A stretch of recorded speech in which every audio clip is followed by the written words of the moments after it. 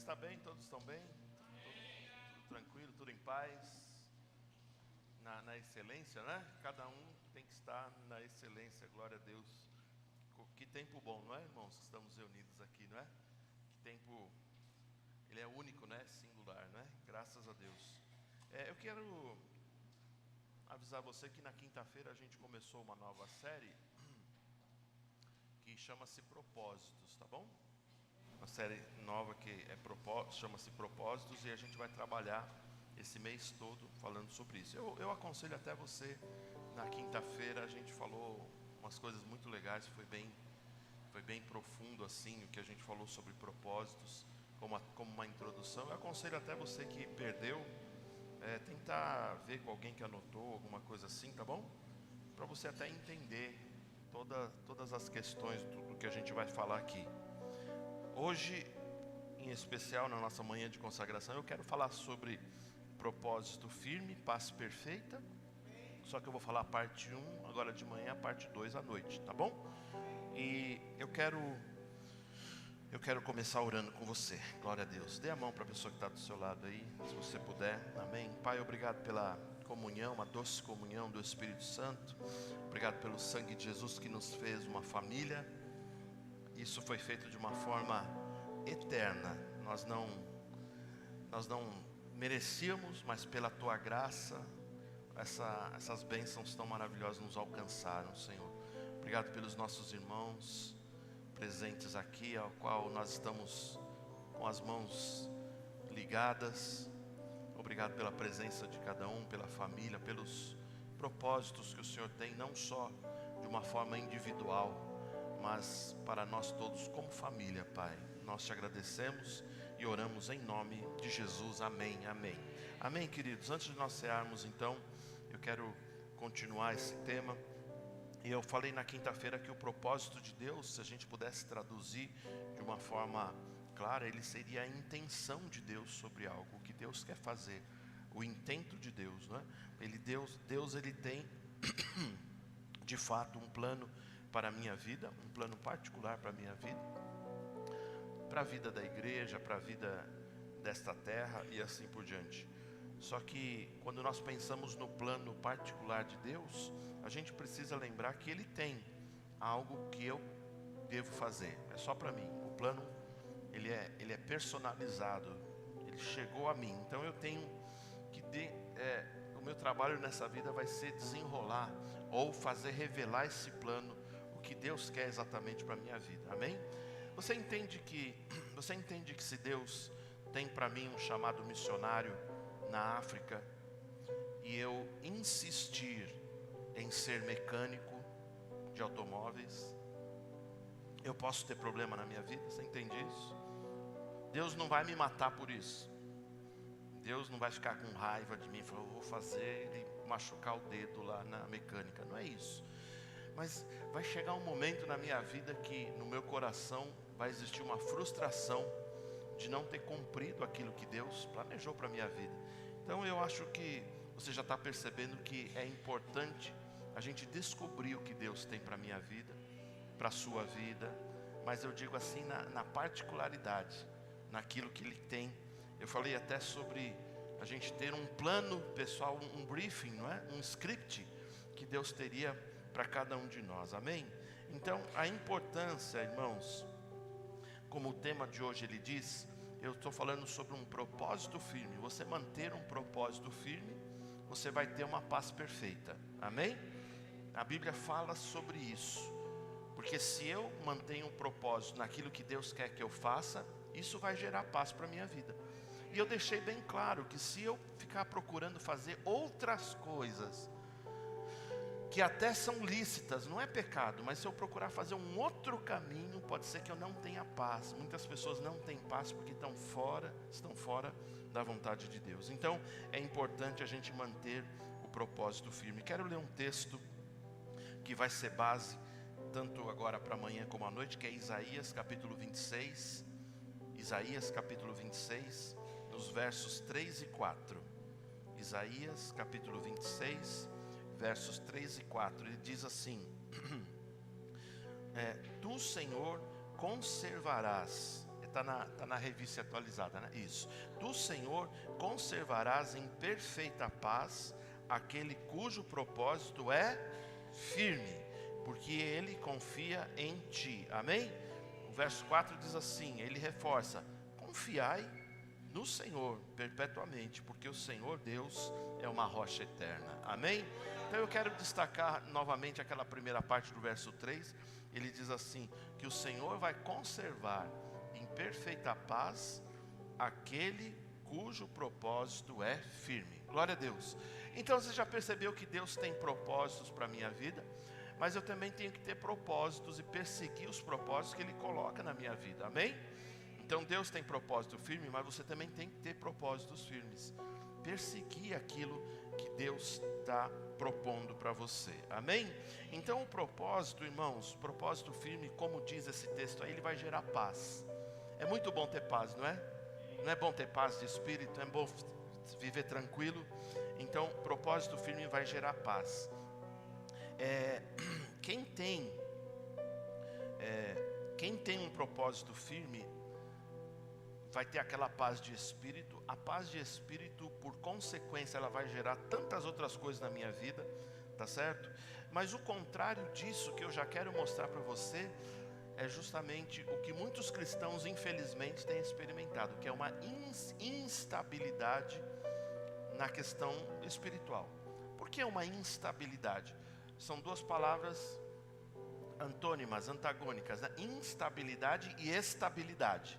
O instável é aquele que está sempre propenso a cair. O estável é aquele que está firme. Amém? Você lembra quando Jesus fala sobre aquele que constrói a sua casa sobre a rocha? Ele é estável, ele é firme. Amém?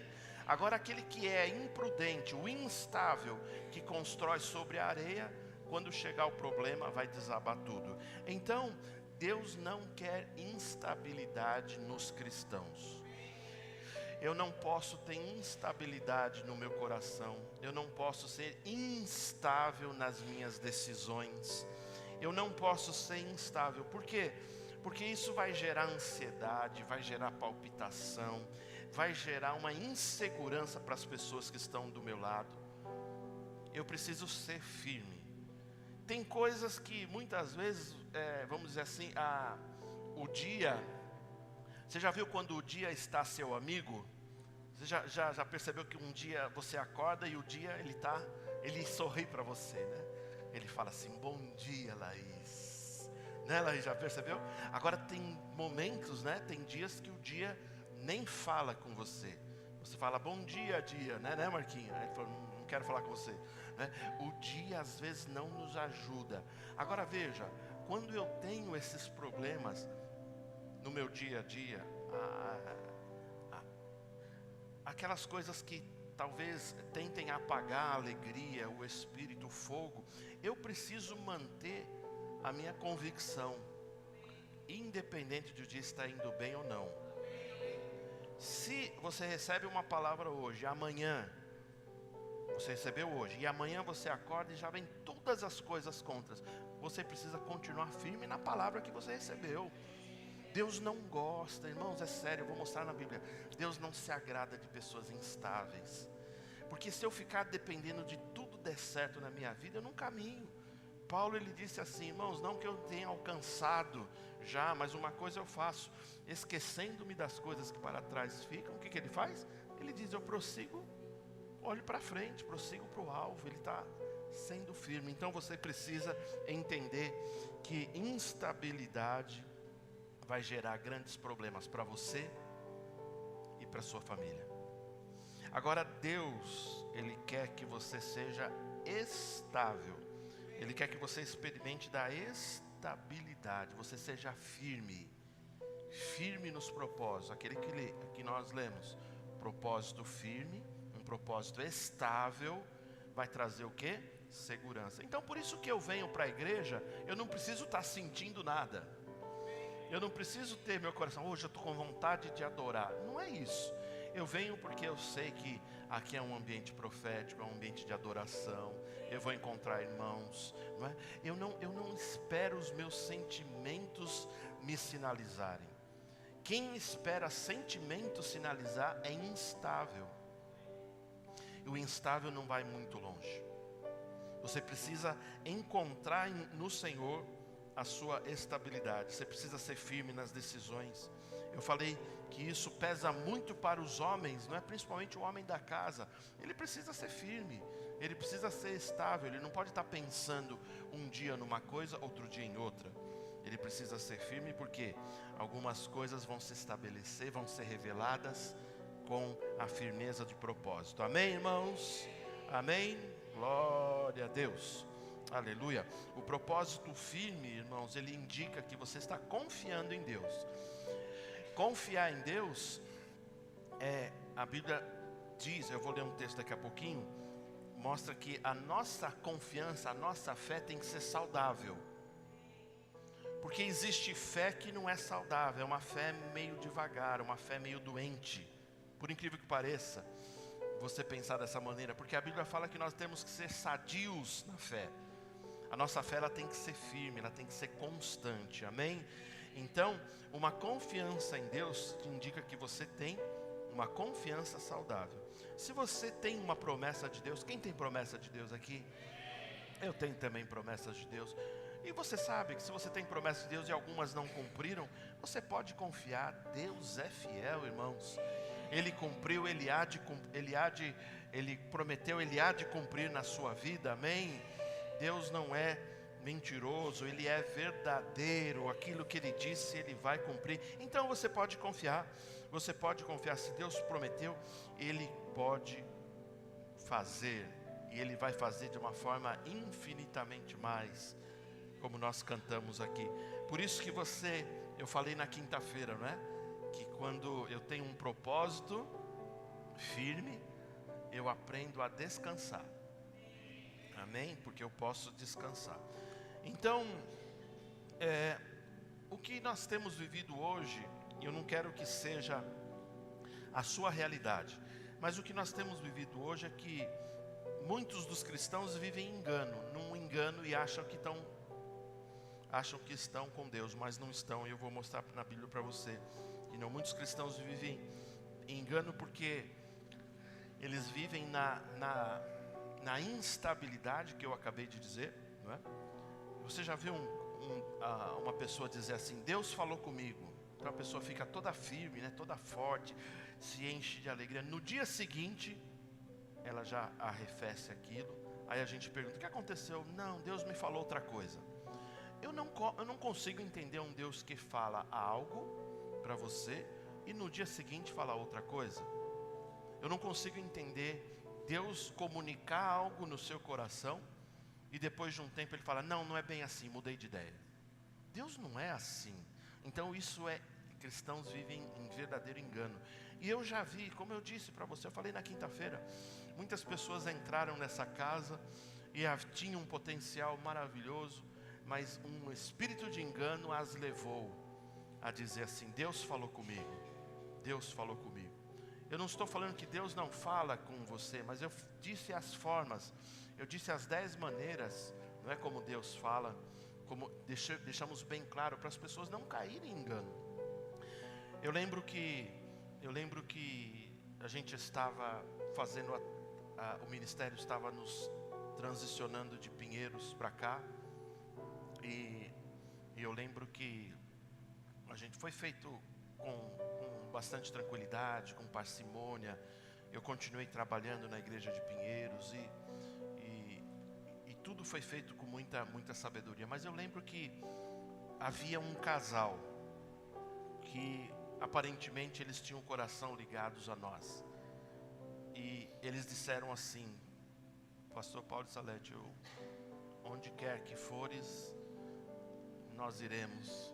Onde vocês fizerem a tenda de vocês, ali faremos também, não é? Aí eu falei, rapaz, vai devagar, não é assim. Não, eu quero inclusive falar com o pastor Janduí sobre ele nos liberar para acompanhar vocês. Eu falei, rapaz, pensa direito, né? Não, a gente de forma nenhuma, não, mas a gente tem isso no coração. E o pastor acabou liberando eles. Mas eu lembro que quando nós chegamos aqui no Jardim Nordeste, né? Eu não sei o que aconteceu no coração deles. Acho que eles viram uma igreja muito menor, né?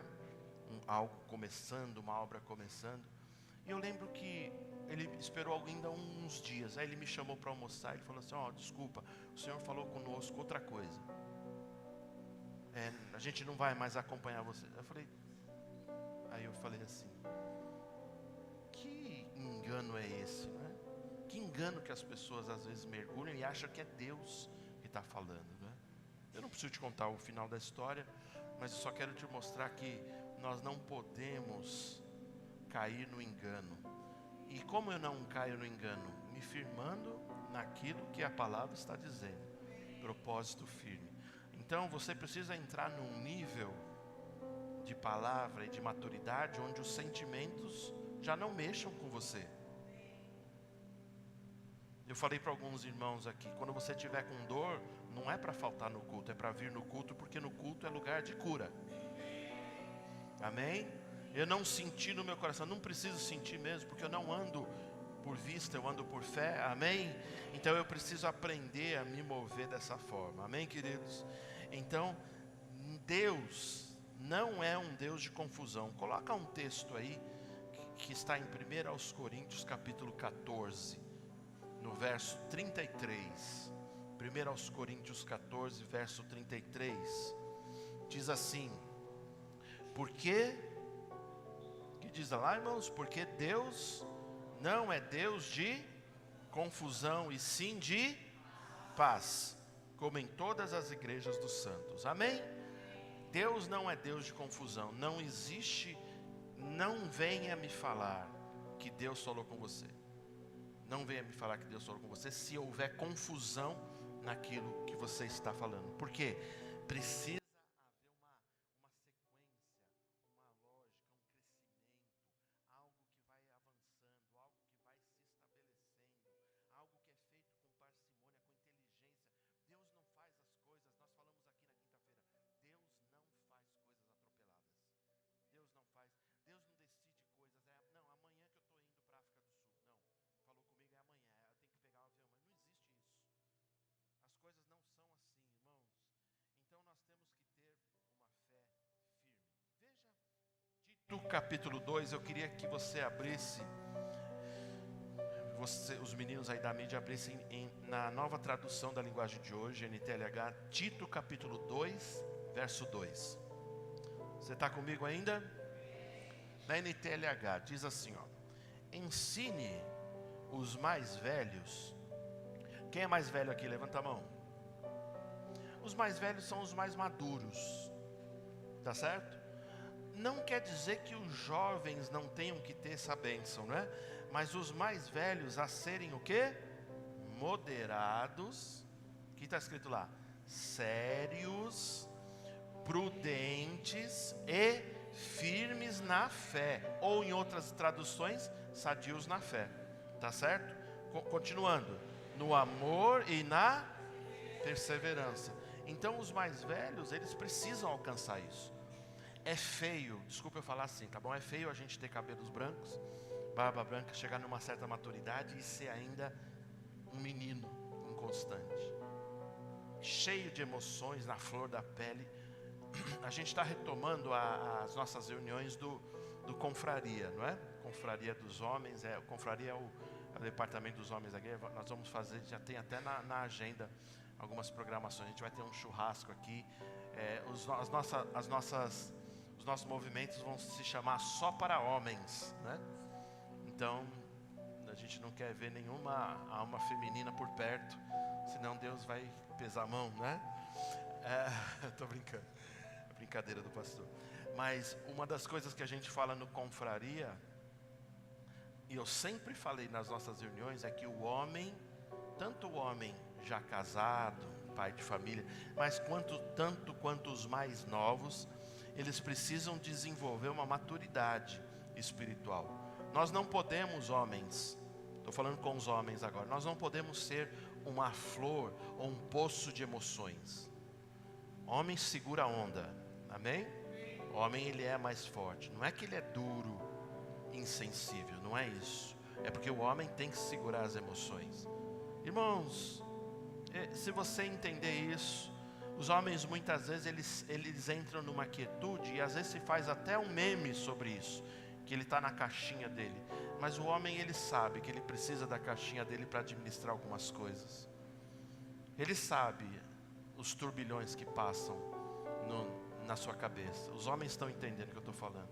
Os homens pai de família aqui com certeza já imaginaram. Se um dia você não estiver, você pensa assim: como vai ser minha família, meus filhos?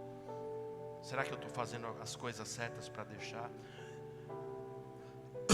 Perdão.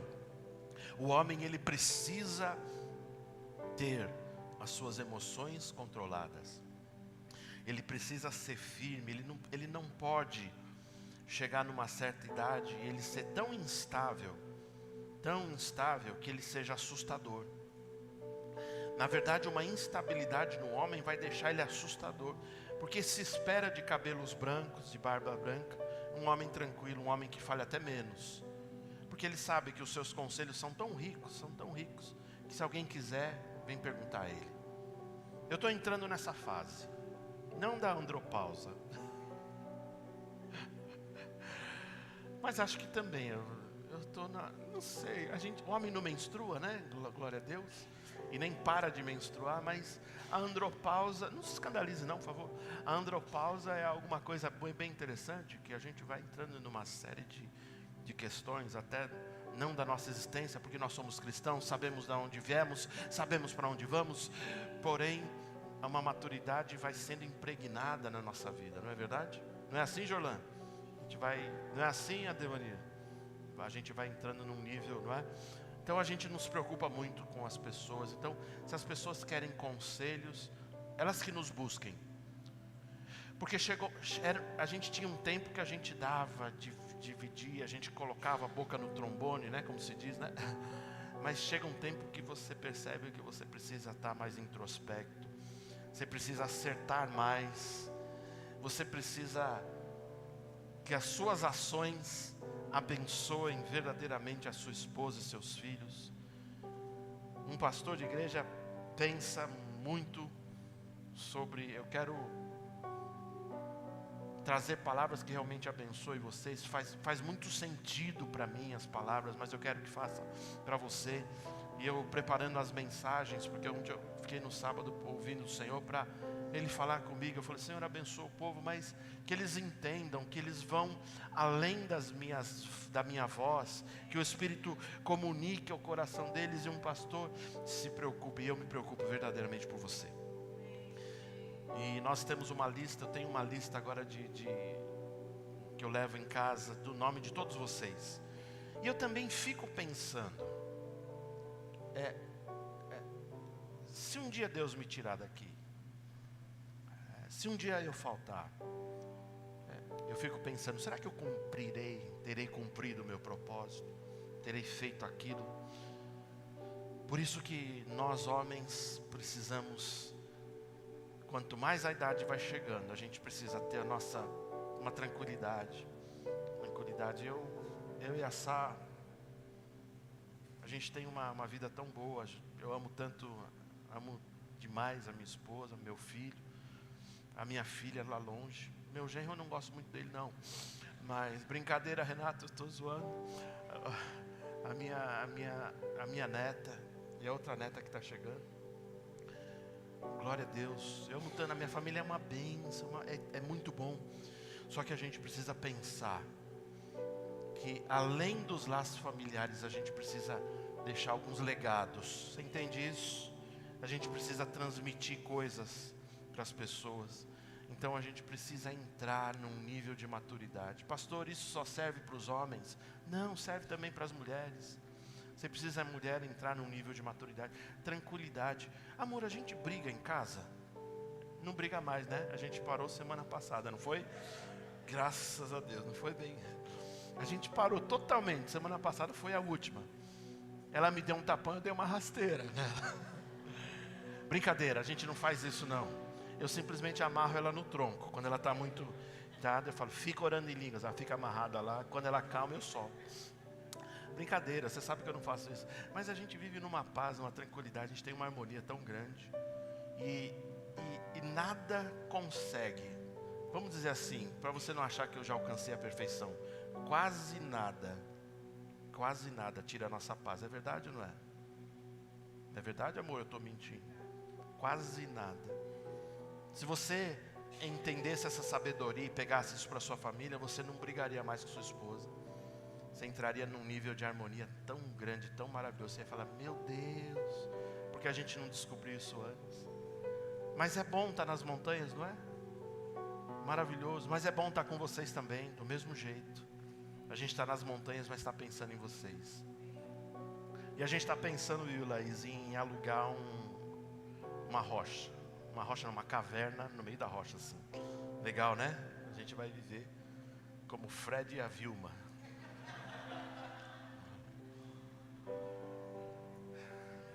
Tranquiliza, aprenda, irmão e irmã, que o propósito em Deus vai trazer uma tranquilidade para você. Não corra mais atrás das coisas, fique em paz.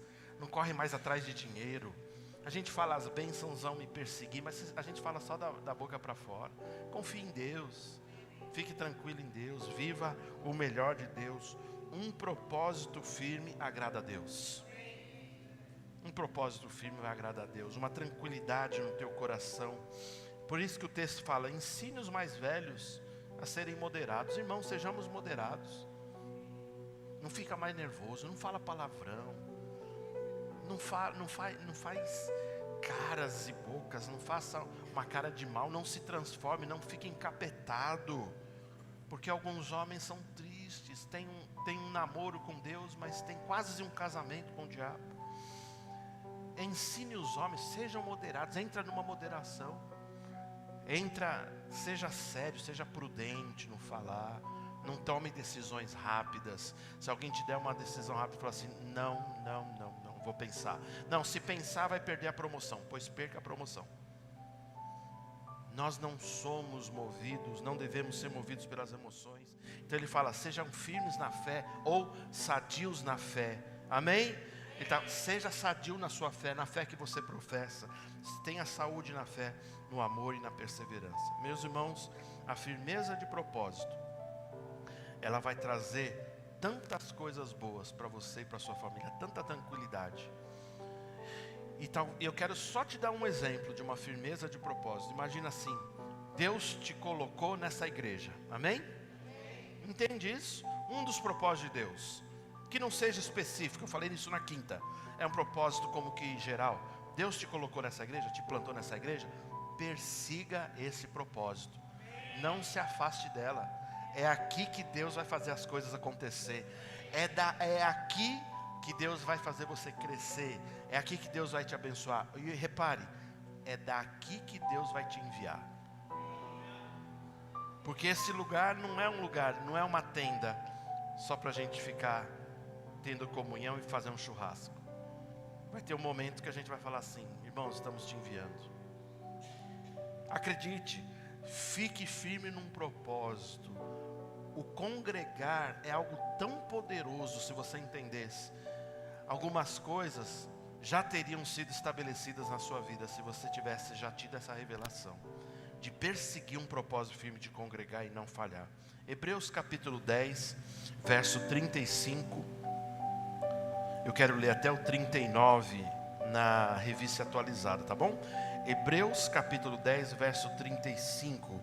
Diz assim, não abandoneis, ele está falando sobre firmeza de propósito. Repare, não abandoneis, portanto, a vossa confiança. Ela tem grande galardão. Com efeito, tendes necessidade de perseverança, para que, havendo feito a vontade de Deus, alcanceis o quê? A promessa. Coisa linda. Porque ainda dentro de pouco tempo, aquele que vem virá e não tardará. Amém? Todavia, o meu justo viverá pela fé. Fé é confiança. Agora ele diz assim, e se retroceder, nele não se compraz a minha alma. Nós, porém, não somos dos que retrocedem para a perdição. Somos, entretanto, da fé para a conservação da alma. Diga glória a Deus. Então, preciso manter firme aquilo que Deus tem colocado. Mantenha firme. As coisas, o edifício está sendo construído, amém? Sabe o que fica muito claro nesse texto, irmãos?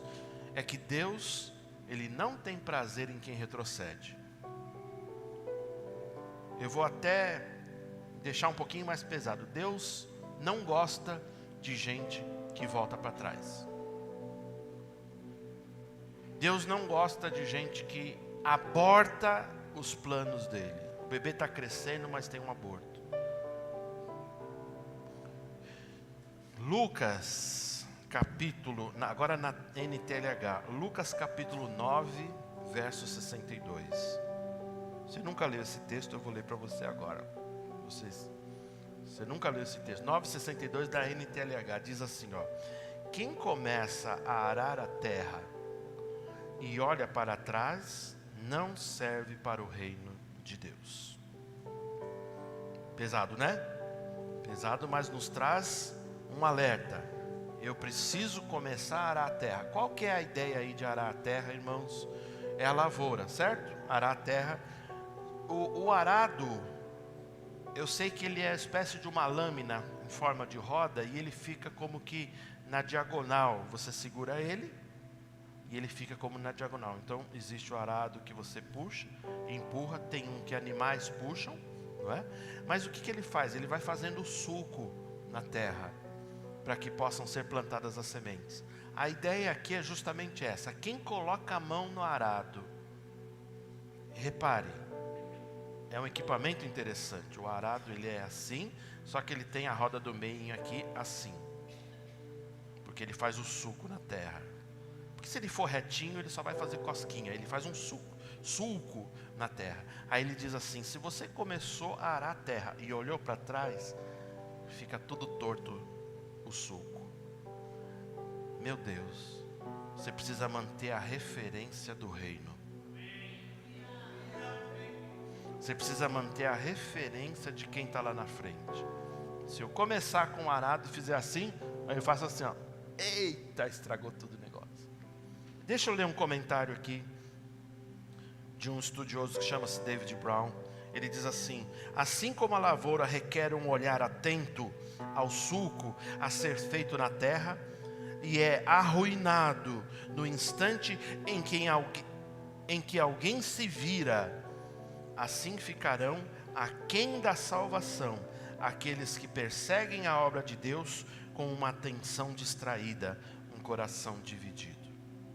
Embora a referência apareça principalmente aos ministros, a aplicação é geral. A expressão olhar para trás tem uma referência manifesta à esposa de Ló. Quem lembra da esposa de Ló? Vocês lembram? Quem falou com ela essa semana aí? Falaram com ela esses dias? A esposa de Ló, o que ela fez? Olhou para trás. Estátua de...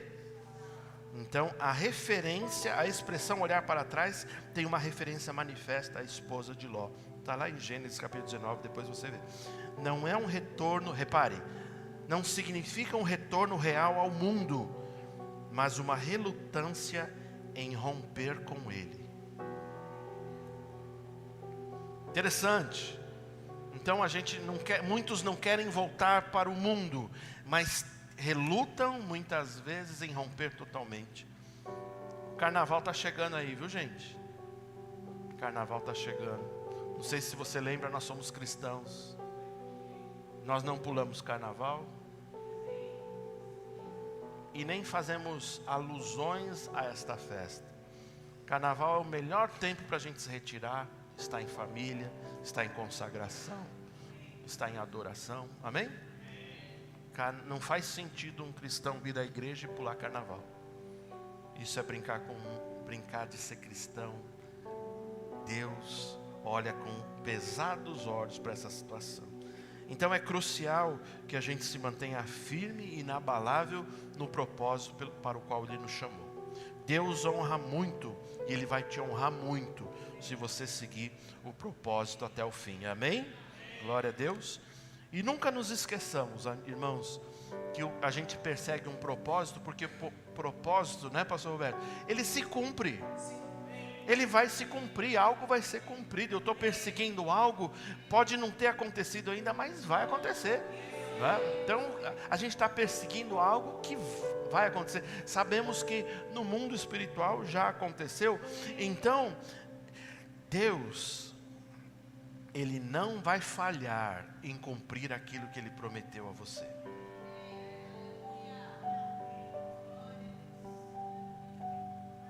Deus não vai falhar, porque Ele é fiel. Talvez você falou, pastor, mas eu pensava algumas outras coisas, eu pensava que ia ser assim, assado, mas não faz mal. A essência Deus está mantendo, Deus vai cumprir aquilo que prometeu a você. Isaías 55:11, na revista atualizada, você conhece esse texto, diz assim, Isaías 55:11, assim será a palavra que sair da minha boca, não voltará para mim vazia, mas fará o que me apraz e prosperará naquilo para que a designei. Amém? Que Deus chamou, Ele vai cumprir na sua vida, tá certo? Então, Deus, irmãos, Ele deseja que nós sejamos como Ele. Deus tem propósitos firmes? Você tem certeza disso? Deus é firme naquilo que prometeu para você? Ele não falha, Deus não falha, Deus não muda, Ele é sempre bom, mas Ele deseja que nós sejamos como Ele. Propósito firme, sejamos firmes, sejamos inabaláveis. Pastor, todo mundo da minha família não ajuda, tá devagar, fica firme você. Tem momentos que a gente precisa romper, né, com a família, deixar, não, vocês não querem? Tá bom, eu sei o Deus que me abençoou e eu sei as promessas que eu tenho nele. Fiquem vocês, mas eu vou. Seja firme. Então Deus quer que você seja firme. Para quê? Para que a gente experimente a vontade dele se cumprindo em nós. Você lembra daquele texto que a gente sempre lê, Romanos capítulo 12, o verso 2, que diz assim, que nós não devemos nos conformar com este mundo, não é isso? Mas sermos transformados pela renovação do nosso entendimento. Aí percebe, para que isso significa? Isso nos habilita a conhecer a boa, agradável e perfeita vontade de Deus. Amém? Eu preciso me habilitar, porque pode ser que se eu não ter esses propósitos firmes, se eu não deixar essa palavra todos os dias na minha vida e no meu coração, pode ser que em algum momento eu perca essas questões, eu perca essa clareza dos propósitos de Deus na minha vida. Então Deus quer cumprir, mas Ele quer que você seja firme como Ele. Amém, queridos? Vamos ler um último texto para a gente encerrar, que está em 1 Coríntios 15:58. Eu queria que a gente lesse esse texto, Guilherme, na mensagem. Tem a mensagem aí? 1 Coríntios 15:58. Glória a Deus. Muito bom. Vamos lá. Diante de tudo isso, prezados amigos, permaneçam firmes. Força, nada de desânimo. Dediquem-se inteiramente ao trabalho do Senhor, pois nada do que fazem para eles jamais será perda de tempo. Amém? Amém? Você crê nisso? Não é perda de tempo. Tudo que você está fazendo está sendo inscrito, não é? Está sendo colocado na eternidade, está sendo colocado na sua conta, não é? Está sendo Deus aquele que consegue enxergar os corações. Ele está vendo os nossos corações e as nossas intenções. Amém, meus irmãos? Glória a Deus. Meninos, vamos cantar então, que vamos cear agora. Espero que Deus se mova. Um domingo abençoado. Olá, irmão. Para ficar por dentro de nossas programações, acesse a nossa conta no Instagram, @verbovilaré. Clicando no link que está na biografia, você será redirecionado ao canal da nossa igreja no YouTube. Se inscrevendo lá, você tem acesso às transmissões ao vivo e gravações das pregações anteriores. Você também pode nos encontrar no Facebook procurando por Verbo Vila Ré. Curtindo e seguindo nossa página, você acompanhará cada evento da nossa família Vila Ré. Recomendamos que você interaja com as nossas publicações, promovendo o engajamento das redes sociais a fim de que a palavra chegue a outras pessoas. Obrigada e boa navegação!